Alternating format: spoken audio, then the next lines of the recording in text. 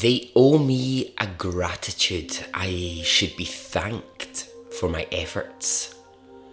I will be forgotten, but my fight will go on.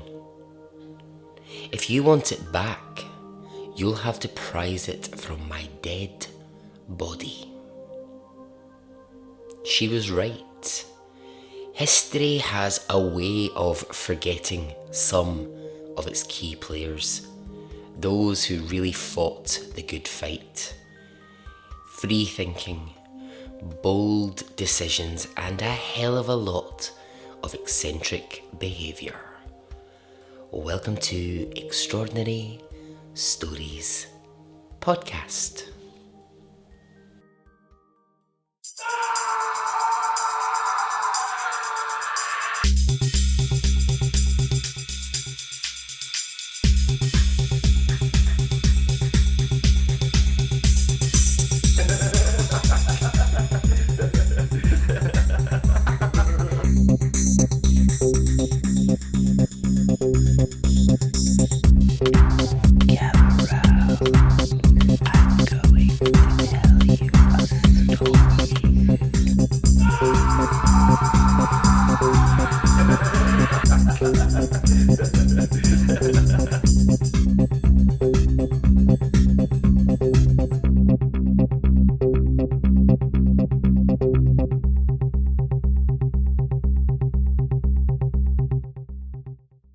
Hey, how are you? Are you well? Are you good? I am. Well, I'll just start by saying what an incredible reaction I've had to the Emma Gatewood story that I told. The story of Emma walking the Appalachian Trail. Oh my God. I'm going to tell you this, listeners. I was thinking back, right? I don't think I've ever had such a big reaction to a story as I did with the Emma Gatewood one. And that's weird, right? Because I was debating whether to even tell that story. Not because I thought it was valid or valuable, I do. But within this series of looking at women, I was weighing up different stories. The Emma one was in my head for ages and I was like, oh, should I or shouldn't I? Should I look for something else? Well, turns out you all loved that story. So thank you for your emails and your messages about it. Yeah, I'm glad that you connected with it. I mean, I think suggesting that I should get a Nobel Prize in podcasting for telling that story is taking it a bit far. I mean, I think that's stretching it. I mean, I'm pretty sure one day I will get, a Nobel Prize for inventing podcasting, which I did. So I'm sure that will come. So that's all in good time. I'm kidding on. I'm never getting a Nobel Prize. But, it's nice to dream. Okay, onwards with another incredible story. Okay, sugar lips, are you ready? Okay, let's go.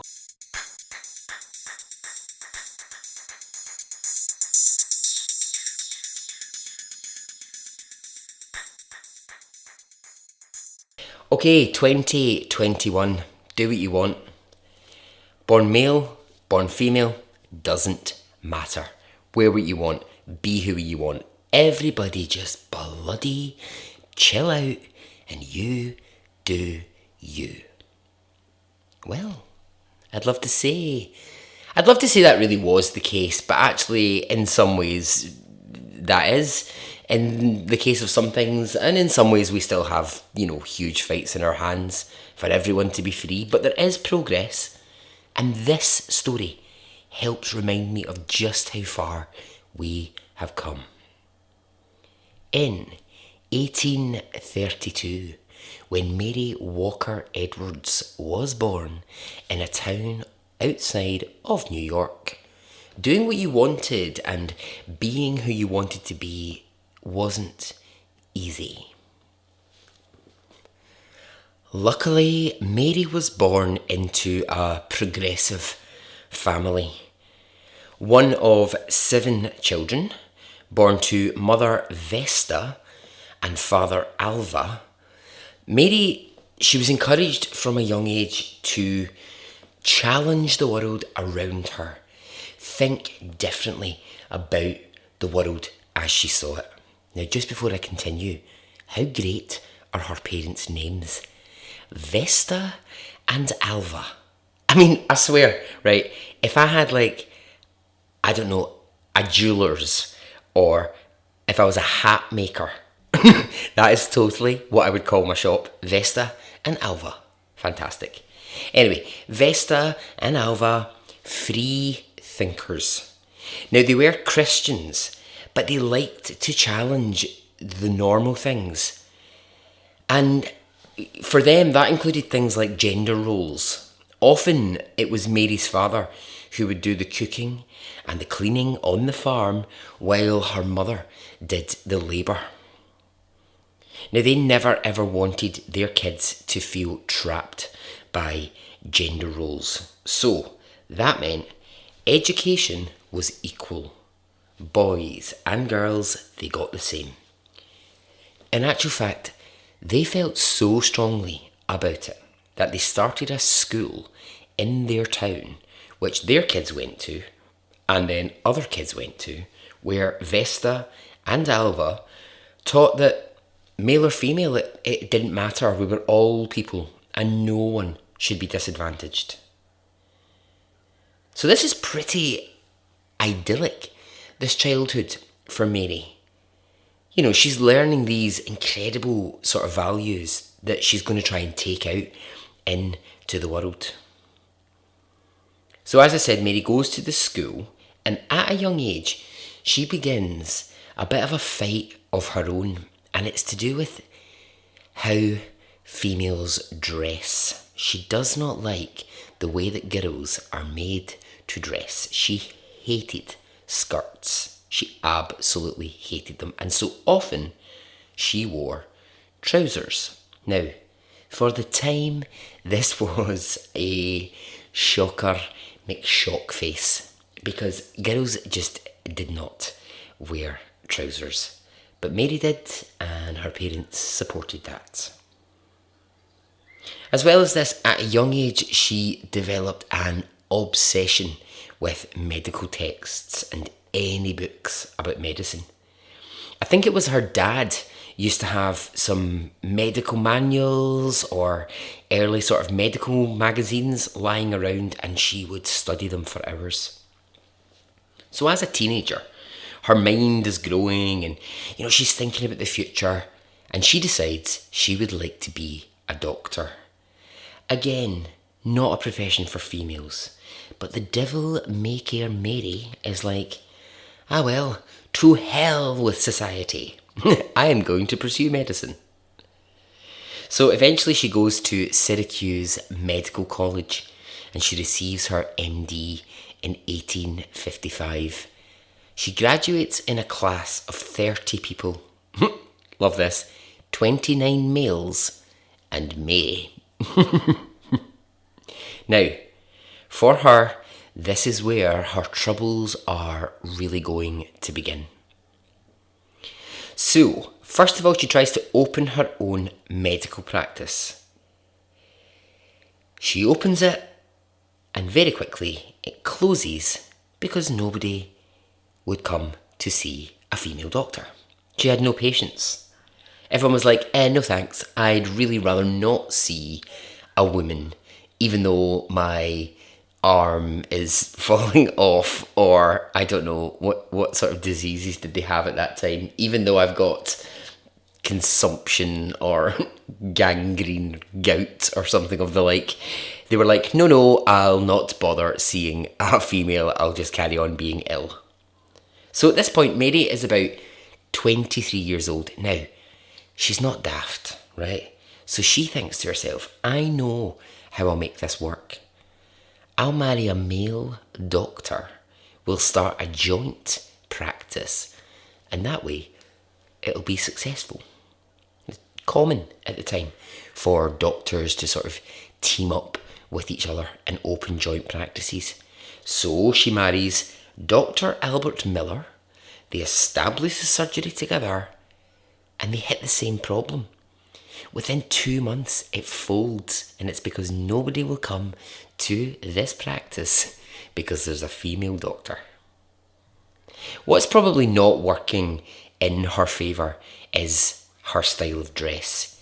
Mary was very vocal on the subject of female dress and her absolute rejection of it. She, by now, is wearing trousers, men's shirts, men's suit jackets, and a lot of people had opinions about that. She didn't care one little bit. Really, all it did actually was it made people call her eccentric. Because, of course, she couldn't be a woman with an opinion. She had to, somehow be eccentric or crazy or I don't know. Now, we're going to get to the part that is going to earn Mary a place in history. The American Civil War breaks out, and Mary volunteers her services as a doctor, and she is refused. She's told she could volunteer as a nurse if she wanted, but not as a doctor. Mary is furious at this. She'd had the same training as the males who were allowed to do the job, and yet she was being told she couldn't. To even get the offer from the army to work as a volunteer nurse, Mary had to go through an interview, a sort of exam. And she said of that exam experience, I was doomed before I even walked through the doors. So she goes to the exam and she enters into the room. The board is made up entirely of men, and they don't ask her very many questions about medicine. More, it's questions about being a woman. Mary would say this was a farce from the very first question onwards. Now, they did ask her just a couple of little questions about medicine, and afterwards, this is what they concluded. Mary Edwards is a medical monstrosity and has no more medical knowledge than a common housewife. Cheeky bastards. And just not true. Just not true. They just did not like Mary one little bit. They didn't like Mary, they didn't like the idea of a female doctor, and she was really up against it here. So she argues, she fights, but in the end, she has to give up that arguing because this is a battle she just isn't going to win right now. So, eventually, she does begin as a volunteer nurse, and she is excellent. She gets on incredibly well with all of the medical staff. She's surrounded by other female nurses, so she's got plenty of female company. She can talk to her nurse friends, hey girlfriend, or I don't know. What does a girl say to each other?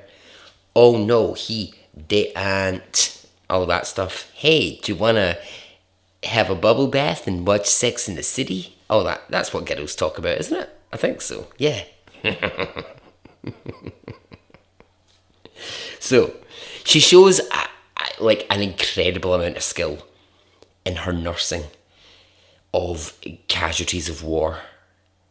And she becomes something of a leader of the rest of the nurses. And actually, quite a lot of the people who are doing the medical work start to look at her and realise, she is actually very, very good. We might not be using her correctly here. So it's recommended that actually she gets to use her proper doctor qualifications because she's really proven herself. So she is promoted to the role of doctor within the army. And that board of men who had really fought for her not to be allowed had to really bite their tongues over that decision. Now, at the time, male doctors in the army I didn't know this before, but they would be given positions like captains or majors, or as well as being a doctor, they'd be given these army positions. So here's Mary, she doesn't get that. So they say to her, well, you can be a doctor, but there is no chance that you're becoming something like a captain. A woman doing that is ridiculous. So of course, what does Mary do? She fights this. She fights it. They won't allow it. So it's just, this is what her whole life is. It's just like, she just has to take it battle by battle, bit by bit. So the war continues. And all through this, Mary is raising massive eyebrows with her style of dress. I do absolutely love this. She would, well, let's not say steal, right? We'll use the word borrow. She would borrow male officers' uniforms, and she'd do her rounds as a doctor in full male get-up. And plenty of times, Mary would be brought into an office, asked to explain herself, why she was wearing these clothings, and she'd say, I just don't want to wear women's clothing because it's painful, it's unhygienic, I won't wear it. I think the long skirts just attract dirt. I'm in places where there's lots of infection. I don't want to wear long skirts, flowing blouses, bras. I'm not wearing it. And they really just had to go with it because Mary wouldn't budge. She just would not budge on it. Now, all that caring, all that good medicinal practice, it's going to really get Mary into hot water. Because here's what she would do. She would place herself right in the centre of the battles. She was fearless. She just didn't care. She wasn't scared of battle. And she would travel to the sites where there had been real warfare. And she was there to assist anyone who needed it. And I mean anyone. Male, female, American or not, young, old. Mary would put her medical experience to use if he needed it. So even if the enemy had been shot, lost an arm, had their ear blown off, Mary would give them medical assistance. And she is condemned for this behaviour. It's seen as anti-American. Why the hell, the army are asking, is she helping the enemy? And Mary keeps defending herself by saying, I am a doctor. My oath is to help whoever needs medical attention. Therefore, I'm going to help whoever is in need. What Mary would never know is this behaviour was being closely watched. She was being studied by the army because they had begun to think that Mary was a spy. As they saw it, she seemed to spend her time helping the enemy just as much as she helped the Americans. So it's decided she's got to be a spy. Then they start building this picture. Very clearly, they say, Mary has engineered all of this from the start. She's gotten her way in through nursing. She's made herself a doctor. And now she's spying. She's giving information to the other side. I mean, complete bollocks. None of that is true. However, the army, completely convinced, arrest Mary in 1864. Now, she's 32 years old at this point, and she's held as a prisoner. She's then questioned. She's tortured. They're trying to get her to say that she's a spy, and she just refuses to answer those ridiculous questions and just keeps saying, I'm not. They say this to her. It's clear now why you dress as a man. It's a costume. It's a way to be secretive. You think that you can hide among us. Mary's like, this doesn't make any sense. That's not why I dress the way I dress. For 8 months, she's put into a solitary cell.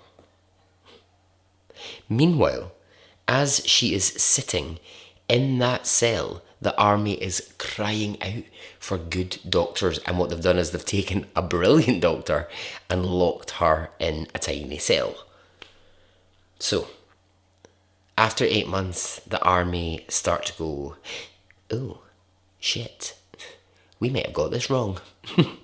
There's not one single bit of proof that she's a spy. Oh dear, our bad. And so Mary is freed. As a sort of sorry to Mary that we've made an absolute mess of this and we've locked you up when we shouldn't have, they give Mary like a small weekly salary. I mean, it's an absolute pittance, but they give it anyway as a way to try and kind of make up to her what they did. So she goes back to the war. She continues to practice medicine. But what has happened is those 8 months in that cell, Mary's own health has taken a huge, huge hit. She's lost a lot of weight. She's starting to suffer from real pains in her back. However, what she doesn't do is slow down or stop. She just continues to do the duties that she needs to do as a doctor, not really caring about her own health. Now, during those 8 months that she'd had time to think, and Mary was looking to the future, and she thought, if I ever get out of here, what I'd like to do is help other women. She decided that when the war comes to an end, she would apply for jobs within female prisons. And that is exactly what she does. So, she applies for a role as a female prison warden in Tennessee. She actually gets the role of head warden, and she uses everything in her life up to that point to teach the female inmates about free thinking and about not being trapped by a male-dominated world. She's still fully dressed in male clothing this whole time. So as she's doing that job in the prison, and this is one of my favourite bits of her story. Whilst she's in charge of this prison, she herself is arrested by police for impersonating a man. Now, that isn't what she's doing. So here's Mary, right? Here she is, she's like, la la la la la, look at me. She's walking down the street one day, right? Happy as Larry. She's got her full suit on, she's got her top hat on, and she's stopped by the police, who arrest her. They question her on why is she impersonating a man, and she says, I'm not. I am a woman. I'm very clear. I'm a woman. I have sex with men. I'm not living as a man, I'm dressing as a man. And there is a big difference. But at the time, people really struggled to get their head around that. And that's the thing that I think is interesting about Mary, is she wasn't trying to live as a man. She didn't think she was a man. There was nothing about her that was transgender. There was nothing about that. It was just female dress she hated. She couldn't see why men were allowed to wear trousers and women weren't. That was really the difference. So police cannot really wrap their heads around this, but once they realise that actually she's not impersonating a man, they've kind of got no option but to let her go. So they do. She goes on from her work in the prisons to open an orphanage where, much like her parents Vesta and Alva, she teaches free thinking and the likes. And now comes a major moment for Mary. The US President Andrew Johnson is handing out medals of honour for those who showed bravery in the Civil War. And of course, this is a very select list of people. Always men. men who've shown bravery, etc. in the war effort. Well, to the shock and disbelief of everyone, when he presents the list, Mary is on it. A woman to receive a Medal of Honour is outrage, but it's really happening. And Mary turns up. The president gives her her medal, and boy oh boy, does she wear it proudly. I've just got this image of Mary running up and down the streets with her medal on, shouting, "Hey you fuckers who didn't believe me, look at me now. Have you got a medal? Have you got a medal? I don't think so." But actually, I think Mary was a lot more dignified than that. I wouldn't be. I'd be like, "Fuck you all, look at my medal." So, Mary continues her life supporting prisons, orphans. She fights for dress reform for women, for the rights for women to vote. And eventually, as she gets older, she moves back to the family farm. Her parents are now long gone, and she takes over care of the farm.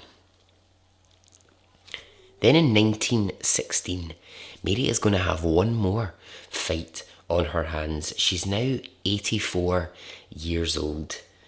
And there begins, in the government, a review of the medals of honour given out in the past.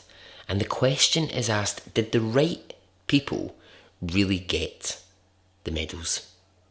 Actually, did we give them to the right people, or do we need to take some back? Top of the list of people where they think they've got it wrong is Mary. And it's debated in her absence by many people if Mary should ever really have been given that award. Did she really deserve it? Mary is notified that there is a debate about her medal. I was thinking about this earlier on when I was sitting in hair and makeup, as I do before the podcast. I was thinking, what an absolute slap in the face that must have felt like to Mary.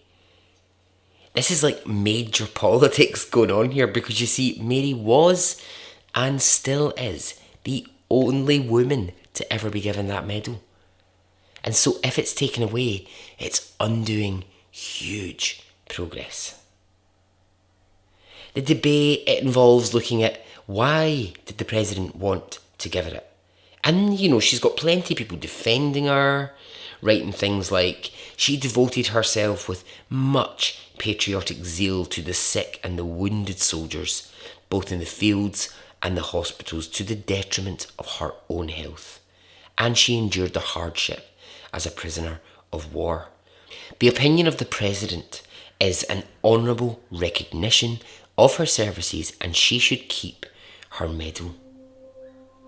When the news reaches Mary that there's a chance she might have to give it back, this is what she says: "If they want it, they can prize it from my dead body, because I'm being buried with it." Then it was decided. She was to be struck off the list and hand the medal back. When this happens, government officials turn up at Mary's door to collect the medal. And because she's such a badass, 86-year-old Mary says, No, you're not having it. You're not taking it back. Thanks very much, bye. And closes the door. Now, there's very little these officials can do, short of actually going into her house and wrestling it from round her neck. She's kind of left them no choice. I love that. She just won't give it back. She's like, nope, I'm going to be buried with it, because I got it. And you can debate all you want whether I deserve it or not. I was given it by the president. I'm keeping it. 2 years later, Mary died on the farm that she'd grown up in, buried with her medal. By the time she died, she'd published books and reading materials about her time in the war, about her views on women's dress and why women should get the right to vote. She'd also been photographed by some of the world's most renowned photographers, fascinated by her dress in full male clothing. Before she died, she said this: "One day, people will owe me a gratitude. They can't see that right now, but they will. There will be other people along soon to fight my fight about women's clothing, but I'll soon be forgotten by history." It's sad that when she died, Mary had been stripped of the honour, although she got to keep the medal. Then, 58 years after her death, President Jimmy Carter looked over all of this, and he looked at Mary's story, and he was outraged that she'd ever had it taken back. He reinstated her name on the honour roll, and he gave her back her place in the war and in history. So maybe Mary was wrong, and history won't forget her. Right now, there are 6 statues of Mary across America.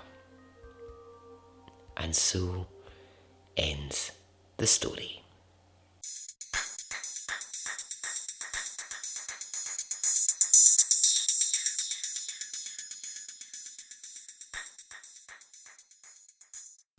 Okay, well, I hope you enjoyed that one. I loved the story of Mary. I think what a badass. And yeah, I mean, in a way, actually, she sort of predicted correctly when she said history might forget her, because to be honest, I didn't know her story. And I'm sure there's stories like it, I'm sure there are. But hers just, I don't know, there's something about hers that I really like the most. I think it's her kind of like just defiant energy. Like, no, I'm not giving my medal back. No, I won't wear women's clothing. Fuck you all. I'm doing what I do. Okay, right. I'm out of here. Yeah, if you want to get in touch, you can. You can, look me up online if you want to.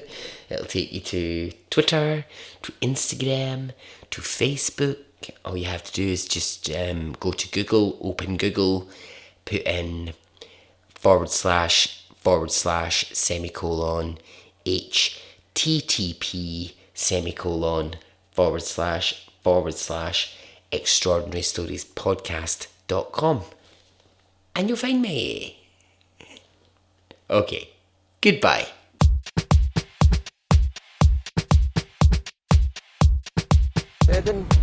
It didn't affect me really one way or the other.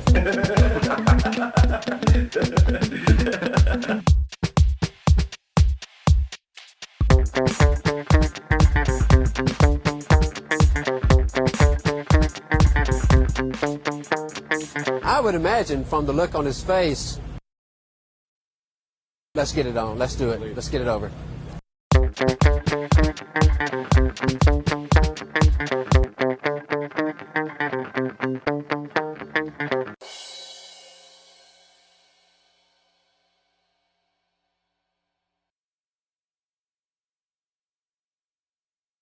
Let's get it on, let's do it, let's get it over.